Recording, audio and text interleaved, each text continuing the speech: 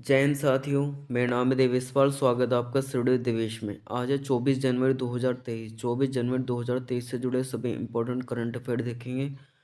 साथ ही उनसे जुड़े कुछ इंपॉर्टेंट फैक्ट्स के बारे में भी जानेंगे। साथ ही जिन क्वेश्चनों को ट्रिक के माध्यम से याद किया जा सकते हो ये उन्हें याद करने की कोशिश भी करेंगे। इसके बाद हम कल के प्रश्नों का रिवीजन करेंगे रैपिड फायर में। इसके बाद एक प्रश्न आपके लिए होमवर्क में, जिसका आंसर हो कमेंट बॉक्स में बताना है। इस वीडियो को आपको लास्ट तक देखना ताकि आपकी कोई भी क्वेरी बचे ना। तो चलिए शुरू करते हैं पहले प्रश्न के साथ में। हाल ही में सुभाष चंद्र बोस जी की जयंती कब मनाई गई? देखिए, हम सब जानते हैं पराक्रम दिवस 23 जनवरी को मनाया जाता है।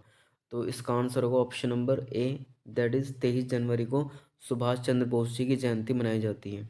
देखिए, इसे अगर याद भी करना तो आप इस तरह से याद करो, जनवरी के मंथ में पराक्रम दिवस मनाया जाता है कि जनवरी से नए वर्ष की शुरुआत होती है। तो हमें पराक्रम ही करना चाहिए, यानी पराक्रम की शुरुआत जनवरी के माह से ही हो जाती है।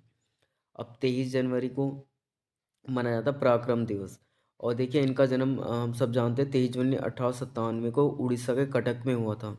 देखिए, ये 1938 में हीरापुर कांग्रेस अधिवेशन के अध्यक्ष बने थे। ये बहुत इंपॉर्टेंट पॉइंट है जो कि कई बार एग्जाम में पूछा जाता है। इसके बाद 1939 के भी ये अध्यक्ष बने थे, परंतु गांधी जी से विवाद हो जाने के कारण इन्होंने अपने पद से इस्तीफा दे दिया, जिसके कारण बाद में डॉक्टर राजेंद्र प्रसाद को उसका अध्यक्ष बनाया गया था। पटाभी सीतारमैया जो कि गांधी जी का उम्मीदवार था, उसके हार जाने के कारण के बाद विवाद हुआ था। देखिए, 23 जनवरी को मनाया गया। अब हीरापुर कांग्रेस अधिवेशन काफ़ी बार पूछा जाता कि 1938 में सुभाष चंद्र बोस जी के द्वारा जो अधिवेशन अध्यक्षित किया गया था वो कहाँ पर किया गया था? तो देखिए, वो हीरापुर में किया गया था।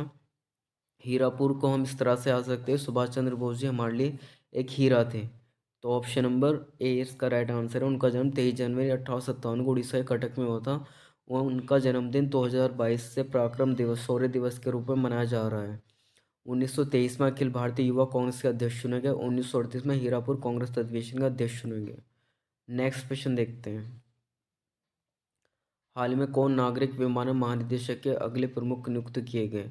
देखिए, नागरिक विमानन के जो महानिदेशक चुने गए वो विक्रम देव दत्त चुने गए। तो ऑप्शन नंबर ए इसका राइट आंसर है। देखिए, इसमें हम ट्रिक लगा सकते हैं। नागरिक विमान विमान विमान आप समझ सकते हो, वाहन जो कि हवा में उड़ते हैं। तो विमान महानिदेशक के अगले प्रमुख, तो देखिए विक्रम देवदत्त। तो हम यहाँ से ट्रिक लगा सकते हैं कि देव होंगे, क्योंकि देव लोक परलोक में तो रहते ही हैं। तो वहाँ से हम ट्रिक लगा सकते हैं विमानन। अब विमान भी कहाँ उड़ता है? आसमान में उड़ता है, लोक में उड़ता है। तो विक्रम देवदत्त को महानिदेशक के अगले प्रमुख नियुक्त किया गया। ऑप्शन नंबर ए इसका राइट आंसर। अब कुछ अपॉइंटमेंट देख लेते हैं। जैसे कि रत्न एवं आभूषण परिषद के चेयरमैन संजय मेहरा चुने गए। इसके अतिरिक्त हम बात करें, भारत पे के सीईओ अगले नरेंद्र नेगी को नियुक्त किया गया। सियाचिन में तैनात होने वाली पहली महिला अधिकारी शिवा चौहान बनी। पंकज मोहन ने भारतीय युवा सेना के पश्चिम कमान संभाली है। चेतन शर्मा बीसीसीआई के चयन समिति के अध्यक्ष बने हैं। विकास पुरोहित को मेटा ने भारत में वैश्विक व्यापार के प्रमुख के रूप में नियुक्त किया है। और कॉन्ग्रेजेंट जो कि आईटी बेस्ड कंपनी है, रवि कुमार को अपना सीईओ और बोर्ड सदस्य के रूप में नियुक्त किया। नेक्स्ट देखते हैं। हाल में आर्मी के किस सुरक्षा बल ने ऑप्स अलर्ट अभ्यास शुरू किया है? देखिए, आर्मी के बीएसएफ ने, यानी कि बॉर्डर सिक्योरिटी फोर्स ने हाल ही में सुरक्षा बल ने ऑप्स अलर्ट अभ्यास शुरू किया है, यानी कि ऑप्शन नंबर ए इसका राइट आंसर है।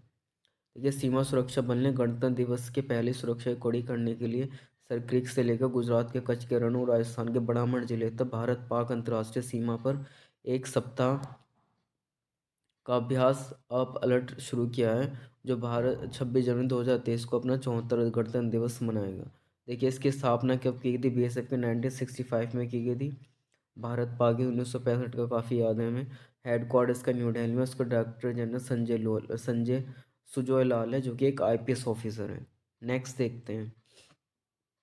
हाल में किस देश ने चिकित्सा आपातकाल की घोषणा की है? देखिए, दक्षिण अमेरिकन कंट्री ब्राज़ील ने चिकित्सा आपातकाल की घोषणा की है। ऑप्शन नंबर ए इसका राइट आंसर है। अब ब्राज़ील की कैपिटल ब्राज़ीलिया है। और करेंसी क्या है वहाँ की? ब्राज़ीलियन रियाल। देखिए, सोने के अवैध खनन और कुपोषण जनित परिस्थितियों में फैली बीमारियों से बच्चों की मौत की खबरों के बाद चिकित्सा आपात स्थिति की घोषणा की गई। इस घोषणा का उद्देश्य के लोगों के लिए स्वास्थ्य सेवा का निर्माण करना है। योनोमामी वेनेजुला की सीमा से लगा ब्राज़ील का सबसे बड़ा घरेलू आबादी वाला क्षेत्र है। नेक्स्ट देखते हैं, हाल में किसे Pandit Hariprasad Chaurasia lifetime achievement award से सम्मानित किया गया? देखिए डॉक्टर प्रभा अत्रे को, जो एक किराना घराने की एक आर्टिस्ट थी, तो डॉक्टर प्रभा अत्रे को Pandit Hariprasad Chaurasia lifetime achievement award से सम्मानित किया गया। देखिए इसमें प्रशस्ति पत्र मिलता है और 1 लाख रुपए की धनराशि मिलती है। अब देख लेते हैं, हिंदुस्तान गायिका डॉक्टर प्रभात रे को Pandit Hariprasad Chaurasia lifetime achievement award से सम्मानित किया। किराना घराने की एक भारतीय शास्त्रीय गायक थी। उन्हें भारत सरकार द्वारा तीनों पद्म पुरस्कार से सम्मान किया जाएगा। देखिए पद्म भूषण, पद्म विभूषण और पद्मश्री। नेक्स्ट देखते हैं,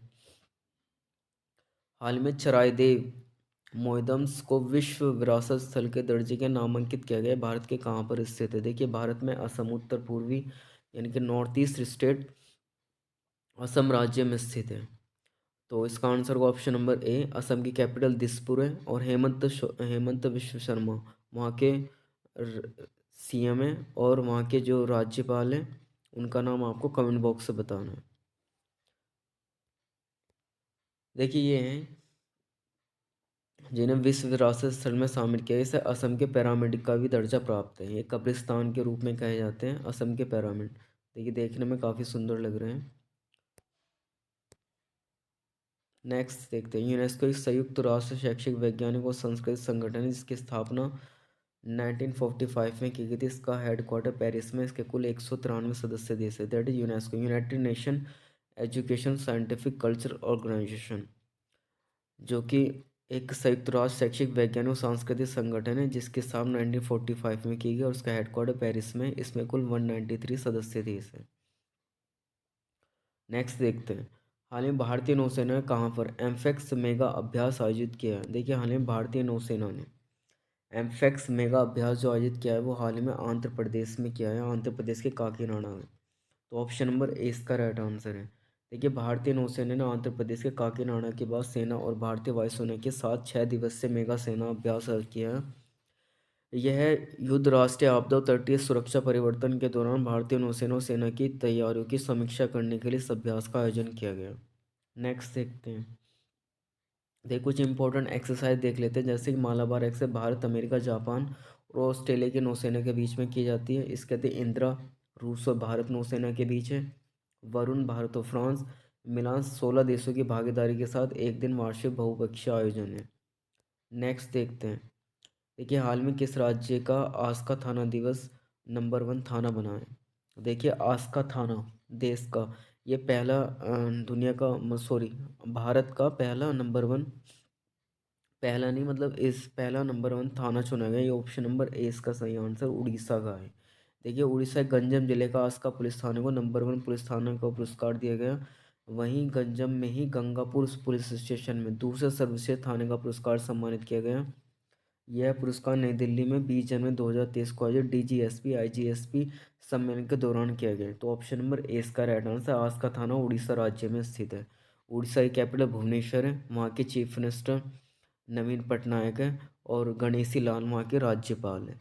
नेक्स्ट देखते हैं, ये कुछ करंट अफेयर देख लेते हैं। उड़ीसा से 15वें हॉकी विश्व कप का आयोजन कटक में हुआ। विंटेज वाहनों के लिए अलग से पंजीकरण करने वाला पहला राज्य उड़ीसा बना है। उड़ीसा सरकार ने लंफी त्वचा रोग को निःशुल्क टीका करने की घोषणा की है। उड़ीसा सरकार ने राज्य को 2023 से स्लम मुक्त बनाने की घोषणा की। उड़ीसा के मुख्यमंत्री ने मुख्यमंत्री शिक्षा पुरस्कार योजना की शुरुआत की। उड़ीसा राज्य के मुख्यमंत्री ने अंतर्राष्ट्रीय शिल्प शिखर सम्मेलन का उद्घाटन किया है। नेक्स्ट देखते हैं, हाल ही में कहाँ पर बाजरा अंतर्राष्ट्रीय व्यापार मेले का आयोजन किया गया? देखिए बाजरा अंतर्राष्ट्रीय सम्मेलन का आयोजन हाल ही में कर्नाटक राज्य के बेंगलुरु में किया गया। ऑप्शन नंबर ए इसका राइट आंसर है। अब कर्नाटक कैपिटल बेंगलोर है और वहाँ के चीफ मिनिस्टर बसवराज बम्बई हैं और थावर चंद गहलोत वहाँ के राज्यपाल हैं। देखिए बाजरा और जैविक उत्पादों का चौथा अंतर्राष्ट्रीय सम्मेलन व्यापार मेला 20 जनवरी 2023 को बेंगलुरु में शुरू हुआ। 3 दिवसीय मेला का आयोजन कृषि विभाग को कर्नाटक सरकार के द्वारा किया गया। भारत 2023 को अंतर्राष्ट्रीय 12 वर्ष अंतर्राष्ट्रीय वर्ष के रूप में मनाने वाला अग्रणी देशों में से एक है। नेक्स्ट देखते हैं। हाल में विश्व बैंक की रिपोर्ट के अनुसार दक्षिण एशिया का सबसे कमजोर अर्थव्यवस्था वाला देश कौन सा बना? देखिए, विश्व वर्ल्ड बैंक की रिपोर्ट के अनुसार जो दक्षिण एशिया का सबसे कमजोर देश बना, पाकिस्तान बना। तो ऑप्शन नंबर ए इसका राइट आंसर है। विश्व बैंक की स्थापना 1945 में की गई थी। इसका हेडक्वार्टर वॉशिंगटन डीसी में, और इसके जो प्रेसिडेंट है डेविड मालपास है। अब हम कल के प्रश्नों का रिवीजन करेंगे रैपिड फायर में।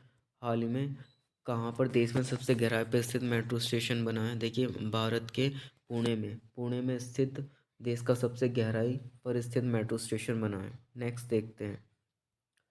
हाल ही में प्रतिभाबेन शोभा चंदन शाह का निधन हुआ। वह क्या थी? वह एक सामाजिक कार्यकर्ता थी, सोशल वर्कर थी। नेक्स्ट देखते हैं।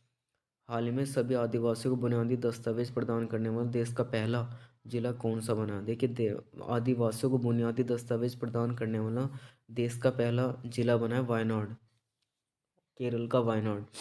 तो ऑप्शन नंबर ए इसका राइट आंसर है। नेक्स्ट देखते हैं। हाल में वर्ष 2022 का सबसे विशिष्ट वैज्ञानिक पुरस्कार किसे दिया गया?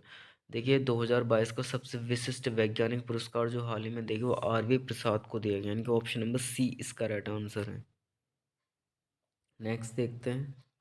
हाल में किस राज्य के मुख्यमंत्री ने अंतर्राष्ट्रीय शिल्प शिखर सम्मेलन का उद्घाटन किया है?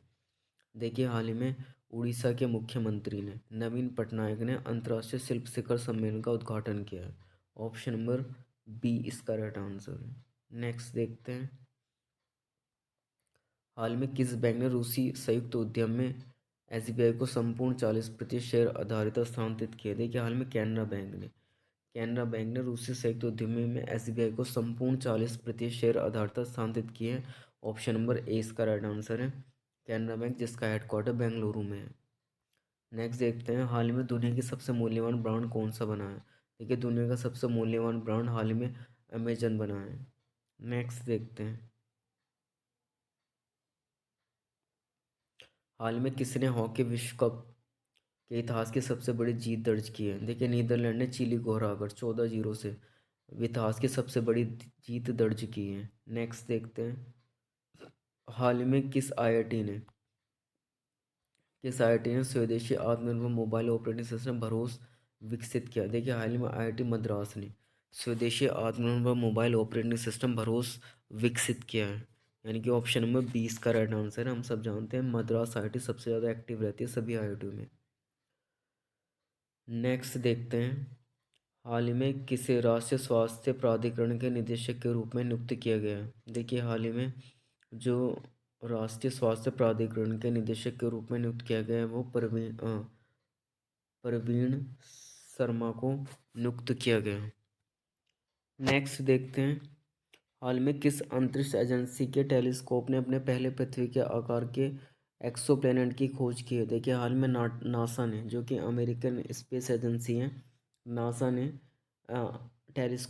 नासा की एजेंसी ने टेलीस्कोप में अपने पहले पृथ्वी के आकार के एक्सोप्लैनेट की खोज की है, यानी कि ऑप्शन नंबर ए इसका राइट आंसर है। अब कल के प्रश्न का होमवर्क का आंसर है। हाल में किस राज्य सरकार ने सभी राज्य के विश्वविद्यालयों में मासिक धर्म की छुट्टी की अनुमति दी है? देखिए, हाल में केरल सरकार ने सभी राज्यों में विश्वविद्यालय के मासिक धर्म की छुट्टी की अनुमति दी है। देखिए, आंसर आप प्लीज़ कमेंट बॉक्स में लिखा करिए ताकि आप वो चीज़ें याद रहें। नेक्स्ट प्रश्न आपके लिए होमवर्क में, जिसका आंसर कमेंट बॉक्स में बताना है। हाल में कौन न्यूजीलैंड के अगले प्रधानमंत्री होंगे? 4 ऑप्शन दे रखे, जिसका आंसर कमेंट बॉक्स में बताना है।